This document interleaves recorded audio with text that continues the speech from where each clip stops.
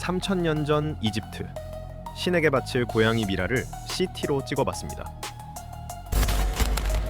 에펠탑을 2번 팔아먹은 남자가 있었습니다.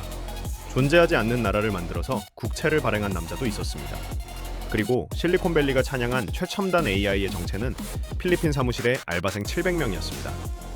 치즈 샌드위치 하나로 망한 럭셔리 축제부터 3000년 전 신전에서 팔린 고양이 미라까지 까봅니다. 5단계까지 전부 아시면 인간을 너무 잘 아시는 겁니다. 2017년 바하마.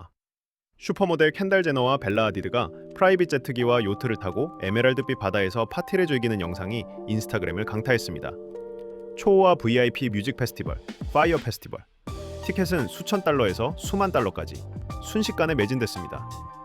당일날 참가자들이 마주한 현실이요. 환상의 프라이빗 섬은 과거 하수 처리장이었던 공터였습니다. 호화 빌라는 허리케인 구호용 재난 텐트였고요.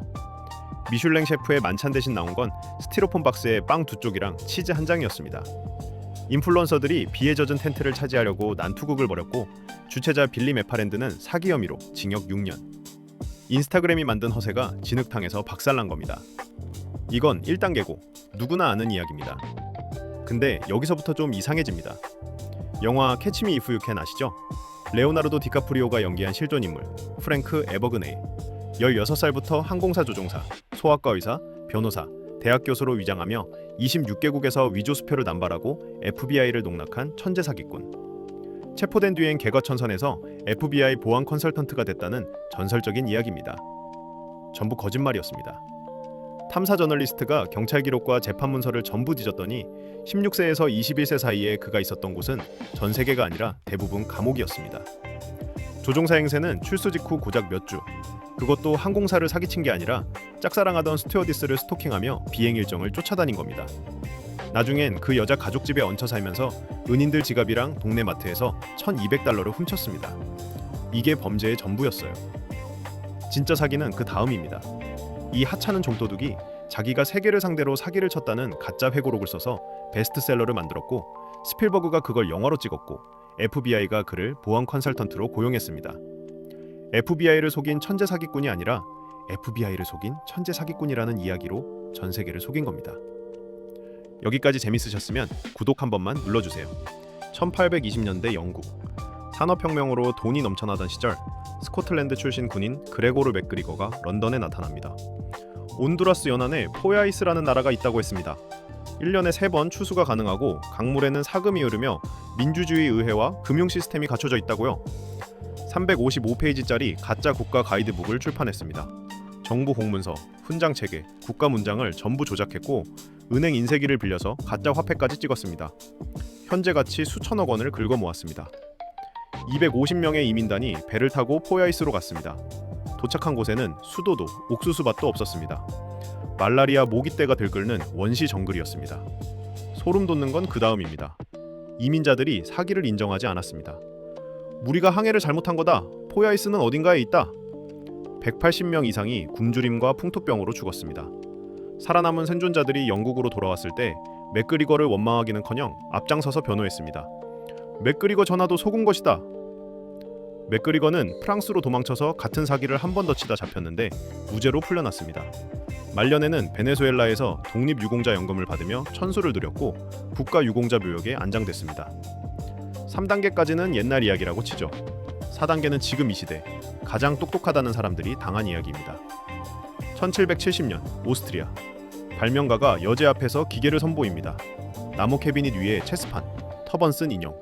캐비닛을 열면 수백 개의 태엽과 톱니바퀴가 돌아가고 있었습니다. 태엽을 감으면 이 기계가 스스로 체스를 뒀습니다. 나폴레옹을 이겼습니다. 벤자민 프랭클린을 이겼습니다. 나폴레옹이 반칙을 쓰자 기계가 고개를 저으며 체스말을 되돌려 놓았고 계속 반칙하니까 체스판을 엎어버렸습니다. 톱니바퀴는 전부 가짜 장식이었습니다. 캐비닛 안에 체스 장인이 쭈그려 앉아 있었습니다. 촛불 하나로 자석의 움직임을 보고 형세를 파악하면서 뻑뻑뻑한 레버를 낑낑대며 조작해서 인형팔을 움직인 겁니다. 18세기 최초의 인공지능이 극강의 인형탈 알바였던 거예요. 이게 250년 전 이야기입니다. 그런데 2021년에 똑같은 일이 벌어집니다. 실리콘밸리에 AI 광풍이 불고 있을 때 이커머스 앱 네이트가 등장합니다. 구매 버튼만 누르면 딥러닝 AI가 결제부터 배송까지 100% 자동 처리. 투자금 5천만 달러, 한화 650억 원. 영국의 빌더 AI는 코드 작성 AI 나타샤가 개발자 없이 앱을 만들어준다고 했습니다. 소프트뱅크와 마이크로소프트가 수억 달러를 투자했고요. 네이트의 AI 자동화율 0%였습니다. 고객이 버튼을 누르면 필리핀의 알바생 수백 명이 모니터 앞에서 신용카드 번호를 수동으로 타다치고 있었습니다. 빌더 AI의 AI 나타샤 정체는 인도 방갈로르의 개발자 700명이었습니다. 창업자가 직원들한테 AI 보처럼 행동하라고 지시했습니다. 250년 전에는 캐비닛 안에 사람이 숨어서 체스를 뒀고 2021년에는 서버 뒤에 사람이 숨어서 코딩을 했습니다. 이름만 톱니바퀴에서 딥러닝으로 바뀌었을 뿐 구조는 한치도 변하지 않았습니다. 여기까지는 전부 사기꾼이 주인공이었습니다. 5단계는 심연입니다. 사기꾼이 아니라 가장 송고해야 할 사람들이 사기를 치고 가장 하찮은 사기에 인생이 통째로 무너집니다. 고대 이집트. 사람들은 신의 은총을 받기 위해 동물을 미라로 만들어 신전에 바쳤습니다. 신전은 수백만 마리의 동물을 번식시키고 도축해서 미라로 가공했습니다. 추정 생산량 7천만 구. 지금도 세계 박물관에서 이 미라들을 볼 수 있습니다. 맨체스터 대학 연구팀이 809를 CT로 찍었습니다. 3분의 1은 완벽한 미라였습니다. 3분의 1은 뼈 조각만 좀 있었습니다. 나머지 3분의 1은요, 동물 뼈가 한 조각도 없었습니다. 겉은 완벽한 고양이 형상이었습니다. 화려한 아마포로 정교하게 감싸져 있었고요. 속에는 진흙, 나뭇가지, 달걀 껍데기, 버린 쓰레기, 파피루스가 들어있었습니다. 수요가 너무 많으니까 재관들이 쓰레기를 뭉쳐서 고양이 모양만 잡은 다음 진짜 미라인 척 팔아먹은 겁니다. 3000년 전에 짝퉁 굿즈 사기였습니다. 더 재밌는 건요, 속은 고객이 나중에 가짜인 걸 알고 재관을 고발해서 감옥에 보냈다는 내용이 적힌 도자기 파편이 실제로 발굴됐습니다. 3000년 전에도 소비자 고발이 있었던 겁니다. 그리고 진짜 마지막, 이건 거창한 사기가 아닙니다. 오히려 가장 조악하고 하찮은 사기입니다. 근데 그래서 더 소름 돋습니다. 2024년 인도 캄푸르 61세 은퇴 여교사한테 페이스북 메신저가 옵니다. 보낸 사람 이름이 마크 주커버그였습니다. 자칭 주커버그가 말합니다. 일론 머스크의 측근들과 함께 인도의 혁신학교를 세우려 한다. 당신의 교육 경험이 필요하다. 딥페이크도 아니었습니다. 그냥 조악한 영어가 섞인 메신저 채팅이었습니다. 근데 이 교사가 믿었습니다.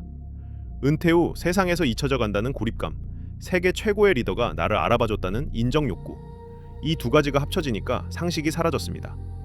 사기꾼은 학교 보증금, 페덱스 통관비, 세관 수수료, 차량 수리비까지 요구했습니다. 세계 1위 부자와는 전혀 어울리지 않는 조잡하고 하찮은 명목들이었습니다. 이 교사는 1년이 넘는 시간 동안 평생 분필가루를 마시며 모은 퇴직금 총 2억 5천만 원을 송금했습니다. 에펠탑을 팔아먹은 천재적 사기도, 가짜 나라를 만든 대담한 사기도 아닙니다.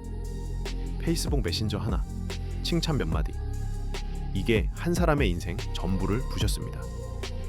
치즈 샌드위치 하나로 무너진 럭셔리 축제, 스토킹을 세계적 사기극으로 포장한 좀도둑, 존재하지 않는 나라에 국채를 발행한 군인, 캐비닛 안에 숨어 땀 흘리던 체스 장인, 쓰레기를 신에게 바친 성직자, 그리고 메신저 칭찬 몇 마디에 인생이 무너진 교사. 사기의 완성은 사기꾼의 기술이 아니었습니다. 자기가 믿고 싶은 것만 믿는 인간의 욕망이었습니다.